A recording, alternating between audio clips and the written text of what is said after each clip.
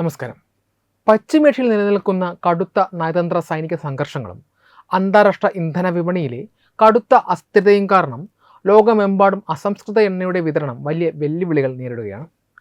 വിദേശ രാജ്യങ്ങളിൽ നിന്നുള്ള ഇറക്കുമതിയെ അമിതമായി ആശ്രയിക്കുന്ന ഭാരതത്തെ പോലുള്ള വികസ്വര സമ്പദ് വ്യവസ്ഥകൾക്ക് ഇത്തരം ആഗോള പ്രതിസന്ധികൾ ആഭ്യന്തര വിപണിയിൽ വലിയ ആഘാതം സൃഷ്ടിക്കാറുണ്ട്. ഈ ഒരു പശ്ചാത്തലത്തിലാണ് പശ്ചിമ ബംഗാളിലെ വടക്കൻ 24 പർഗനാസ് ജില്ലയിൽ സ്ഥിതി ചെയ്യുന്ന അശോക് നഗർ എണ്ണപ്പാടം വീണ്ടും രാജ്യത്തിൻ്റെ ശ്രദ്ധാകേന്ദ്രമായി മാറുന്നത്. ഭൗമരാഷ്ട്രീയ അനിശ്ചിതത്വങ്ങൾക്കിടയിൽ രാജ്യത്തിൻ്റെ ആഭ്യന്തര ഊർജ്ജ സുരക്ഷ വർദ്ധിപ്പിക്കുക എന്ന ലക്ഷ്യത്തോടെ അശോക് നഗറിൽ നിന്നുള്ള എണ്ണ ഖനന പ്രവർത്തനങ്ങൾ എത്രയും വേഗം ആരംഭിക്കാനുള്ള ഊർജിത ശ്രമങ്ങളാണ് ഇപ്പോൾ നടക്കുന്നത്. കൊൽക്കത്തയിൽ നിന്നും ഏകദേശം 48 കിലോമീറ്റർ മാത്രം അകലെയുള്ള ഈ പ്രദേശം കിഴക്കൻ ഇന്ത്യയിലെ ഏറ്റവും തന്ത്രപ്രധാനമായ എണ്ണ പ്രകൃതിവാതക നിക്ഷേപ മേഖലകളിൽ ഒന്നുകൂടിയാണ്. ഏകദേശം 8 വർഷങ്ങൾക്ക് മുൻപാണ് അശോക് നഗർ മേഖലയിൽ വിപുലമായ പെട്രോളിയം നിക്ഷേപമുണ്ടെന്ന് തിരിച്ചറിയുന്നത്.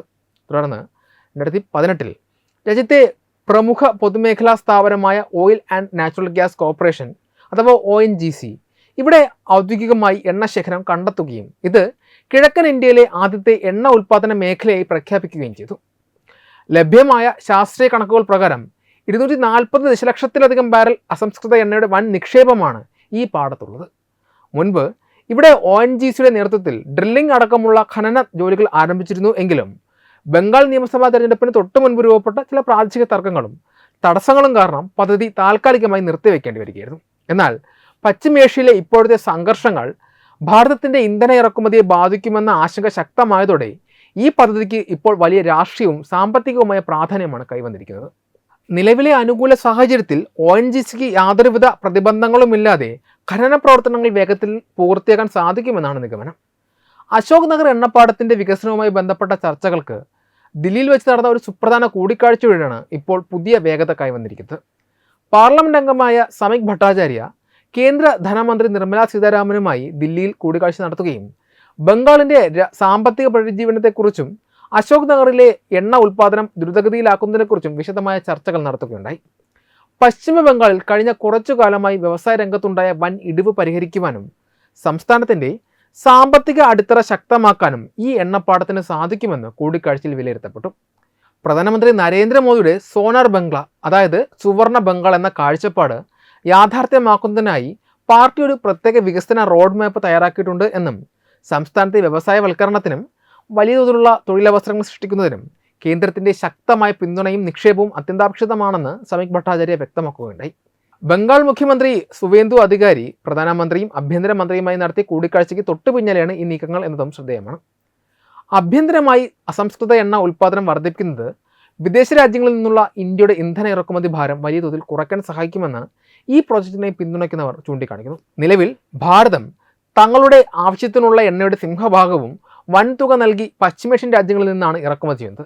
എന്നാൽ അന്താരാഷ്ട്ര വിപണിയിലെ അപ്രതീക്ഷിത വിലക്കയറ്റത്തിൽ നിന്നും വിതരണ തടസ്സങ്ങളിൽ നിന്നും രാജ്യത്തെയും സാധാരണക്കാരായ ജനങ്ങളെയും സംരക്ഷിക്കുവാൻ അശോക് നഗർ പോലുള്ള ആഭ്യന്തര സ്രോതസ്സുകളുടെ വികസനവും അനിവാര്യമാണ്. കേന്ദ്ര ധനമന്ത്രി, ആഭ്യന്തരമന്ത്രി, പ്രധാനമന്ത്രി എന്നിവരുടെ സംയുക്തമായ ഏകോപനത്തിലൂടെയും വിവിധ സർക്കാർ വകുപ്പുകളുടെ സജീവമായ ഇടപെടലുകളിലൂടെയും ബംഗാളിനെ പഴയ സാമ്പത്തിക പ്രതാപത്തിലേക്ക് തിരികെ കൊണ്ടുവരാൻ സാധിക്കുമെന്നാണ് അധികൃതർ പ്രത്യാശിക്കുന്നത്. വരും ദിവസങ്ങളിൽ ONGCയുടെ നേതൃത്വത്തിൽ ഖനന ജോലികൾ കൂടുതൽ ഊർജിതമാകുന്നതോടെ ഇന്ത്യയുടെ പെട്രോൾ ഡീസൽ പ്രതിസന്ധിക്ക് വലിയൊരു പരിഹാരമാകാൻ ബംഗാളിലെ ഈ എണ്ണപ്പാടത്തിന് സാധിക്കുമെന്നാണ് സാമ്പത്തിക ഉദ്യോഗസ്ഥരും വ്യവസായ ലോകവും ഒരുപോലെ ഉറ്റുനോക്കുന്നത്. അശോക് നഗറിൽ വൻതോതിൽ പെട്രോളിയം പ്രകൃതിവാതക നിക്ഷേപമുണ്ടെന്ന കണ്ടെത്തൽ രാജ്യത്തിൻ്റെ ഊർജ്ജ സുരക്ഷയിൽ നിർണായക വഴിത്തിരിവാകേണ്ട ഒന്നായിരുന്നു. കിഴക്കൻ ഇന്ത്യയിലെ ആദ്യത്തെ എണ്ണപ്പാടമായി മാറിയ അശോക് നഗറിൽ 240 ദശലക്ഷത്തിലധികം ബാരൽ അസംസ്കൃത എണ്ണയുടെ നിക്ഷേപമുണ്ടെന്ന് കേന്ദ്ര പൊതുമേഖലാ സ്ഥാപനമായ ONGC ഔദ്യോഗികമായി സ്ഥിരീകരിച്ചിട്ടും ബംഗാളിൻ്റെ മണ്ണിൽ തന്നെയുള്ള ഈ സുവർണാവസരം ബോധപൂർവം തടസ്സപ്പെടുത്തുന്നത് മുഖ്യമന്ത്രിയായിരുന്ന മമതാ ബാനർജിയുടെയും തൃണമൂൽ കോൺഗ്രസ് സർക്കാരിൻ്റെയും വികസന വിരുദ്ധ നയങ്ങളാണെന്ന വിമർശനം ശക്തമാണ്. സംസ്ഥാനത്തിൻ്റെ സാമ്പത്തിക പുനരുജ്ജീവനത്തിനും ജനങ്ങളുടെ തൊഴിലില്ലായ്മ പരിഹരിക്കാനും വലിയ പങ്കുവഹിക്കേണ്ട ഈ പദ്ധതിയെ രാഷ്ട്രീയ താൽപ്പര്യങ്ങൾക്കായി മുൻപത്തെ മമതാ സർക്കാർ ബലികഴിപ്പിക്കുകയായിരുന്നത് വ്യക്തമാണ്. അശോക് നഗർ പദ്ധതിയുമായി മമതാ ബാനർജി മുന്നോട്ട് പോകാത്തതിന് പിന്നിൽ ചില പ്രധാനപ്പെട്ട കാരണങ്ങളുണ്ട്. അവരുടെ പരാജയപ്പെട്ട ഭൂമി ഏറ്റെടുക്കൽ നയം തന്നെയാണ് ഇതിൻ്റെ പ്രധാന കാരണം. മുൻപ് സിംഗൂരിലും നന്ദിഗ്രാമിലും ടാറ്റ ഉൾപ്പെടെയുള്ള വൻകിട വ്യവസായങ്ങളെ അക്രമ രാഷ്ട്രീയത്തിലൂടെ പുറത്താക്കി അധികാരത്തിലേറിയ മമതയ്ക്ക് വ്യവസായങ്ങൾക്ക് അനുകൂലമായി ഭൂമി ഏറ്റെടുക്കാൻ ഭയമായിരുന്നു. വ്യവസായ വിരുദ്ധ പ്രതിച്ഛായയിലൂടെ വോട്ട് ബാങ്ക് സംരക്ഷിച്ച മമതാ ബാനർജി അശോക് നഗറിലും ഇതേ സങ്കുചിത രാഷ്ട്രീയമാണ് ആവർത്തിച്ചത്. എണ്ണ ഖനനത്തിനായി ശാസ്ത്രീയമായി ഭൂമി ഏറ്റെടുക്കേണ്ടി വരുമ്പോൾ ഉണ്ടാകുന്ന ചെറിയ പ്രാദേശിക പ്രതിഷേധങ്ങളെപ്പോലും വോട്ട് ബാങ്ക് നഷ്ടപ്പെടുമെന്ന ഭയത്താൽ മമതാ ബാനർജി പ്രോത്സാഹിപ്പിക്കുകയായിരുന്നു. പ്രാദേശിക തർക്കങ്ങൾ പരിഹരിക്കാനോ ജനങ്ങളെ ബോധവൽക്കരിക്കാനോ യാതൊരു ശ്രമവും നടത്താതെ ഡ്രില്ലിംഗ് ജോലികൾ പൂർണ്ണമായി തടസ്സപ്പെടുത്താൻ മമതയുടെ ഭരണകൂടം അന്ന് തണലൊരുക്കി.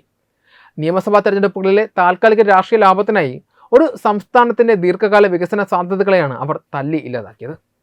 കേന്ദ്ര വിരോധവും ഫെഡറൽ സംവിധാനത്തോടുള്ള വെല്ലുവിളിയുമായിരുന്നു മമതാ ബാനർജിയെ ഈ പദ്ധതിയിൽ നിന്ന് പിന്തിരിപ്പിച്ച മറ്റൊരു പ്രധാന ഘടകം. കേന്ദ്ര പൊതുമേഖലാ സ്ഥാപനമായ ONGCയുടെ കീഴിലാണ് ഈ എണ്ണപ്പാടം വികസിക്കുന്നത്. അതിനാൽ തന്നെ ഈ പദ്ധതി വിജയകരമായാൽ അതിൻ്റെ ക്രെഡിറ്റ് നരേന്ദ്രമോദി സർക്കാരിന് ലഭിക്കുമെന്ന രാഷ്ട്രീയ അസൂയയാണ് മമതയെ നിയന്ത്രിച്ചത്. കേന്ദ്ര സർക്കാരുമായി സഹകരിച്ച് പ്രവർത്തിക്കുന്ന ഡബിൾ എഞ്ചിൻ വികസന മാതൃക ബംഗാളിൽ നടപ്പിലായാൽ തങ്ങളുടെ രാഷ്ട്രീയ അടിത്തറ ഇളകുമെന്ന് തൃണമൂൽ കോൺഗ്രസ് ഭയപ്പെട്ടു. തന്മൂലം ONGCക്ക് ആവശ്യമായ ഭരണപരമായ അനുമതികൾ വൈകിപ്പിക്കുകയും ക്രമസമാധാന പ്രശ്നങ്ങൾ ചൂണ്ടിക്കാട്ടി ഖനനത്തിന് തടസ്സം നിൽക്കുകയുമാണ് സംസ്ഥാന ഭരണകൂടം അന്ന് ചെയ്തത്. കേന്ദ്രത്തോടുള്ള അന്ധമായ രാഷ്ട്രീയ ശത്രുത മൂലം ബംഗാളിലെ ജനങ്ങൾക്ക് ലഭിക്കേണ്ട കോടിക്കണക്കിന് രൂപയുടെ നിക്ഷേപവും തൊഴിലവസരങ്ങളുമാണ് മമത അന്ന് തട്ടിത്തെറിപ്പിച്ചത്. ബംഗാളിനെ അന്ന് ഭരിച്ചിരുന്ന തൃണമൂൽ അഴിമതി ശൃംഖലയും ഈ വികസന മുരടിപ്പിന് കാരണമാണ്. വൻകിട കേന്ദ്ര പദ്ധതികൾ സുതാര്യമായി നടപ്പിലാക്കുമ്പോൾ തൃണമൂൽ നേതാക്കൾക്ക് സാധാരണ ലഭിക്കാറുള്ള കട്ട് മണി അഥവാ കമ്മീഷൻ വാങ്ങാൻ സാധിക്കില്ല എന്നത് ഇവരെ അസ്വസ്ഥരാക്കി. അശോക് നഗറിലെ പ്രാദേശിക തൃണമൂൽ ഗുണ്ടകളും നേതാക്കളും ONGC അധികൃതരെ ഭീഷണിപ്പെടുത്തുന്നതും കരാറുകളിൽ സ്വന്തക്കാരെ തിരികെ കയറ്റുവാൻ ശ്രമിക്കുന്നതും പദ്ധതിയുടെ വേഗത കുറച്ചു. വ്യവസായ സൗഹൃദ അന്തരീക്ഷം ഒരുക്കുന്നതിൽ മമതാ ബാനർജി പരാജയപ്പെട്ടതോടെ ഒരു കാലത്ത് വ്യവസായങ്ങളുടെ തലസ്ഥാനമായിരുന്ന ബംഗാൾ പുതിയ നിക്ഷേപകർ വരാൻ ഭയക്കുന്ന ഒരു സംസ്ഥാനമായി അധംപതിച്ചു. IT, നിർമ്മാണ മേഖലകൾക്ക് പുറമെ ഊർജ്ജ മേഖലയിലും ബംഗാളിനെ പിന്നോട്ടടിക്കുന്ന നയമായിരുന്നു മമതയുടേത്. ചുരുക്കത്തിൽ അശോക് നഗർ എണ്ണപ്പാടത്തോടുള്ള മമതാ ബാനർജിയുടെ അവഗണന ബംഗാളിൻ്റെ വികസന ചരിത്രത്തിലെ ഏറ്റവും വലിയ ചതിയായിരുന്നു. അയൽ സംസ്ഥാനങ്ങൾ വ്യവസായങ്ങളെ ആകർഷിച്ച് കുതിച്ചുയരുമ്പോൾ സ്വന്തം മണ്ണിലെ കനകം തിരിച്ചറിഞ്ഞിട്ടും അതിനെ രാഷ്ട്രീയത്തിൻ്റെ പേരിൽ മമത ചവിട്ടി താഴ്ത്തുകയായിരുന്നു.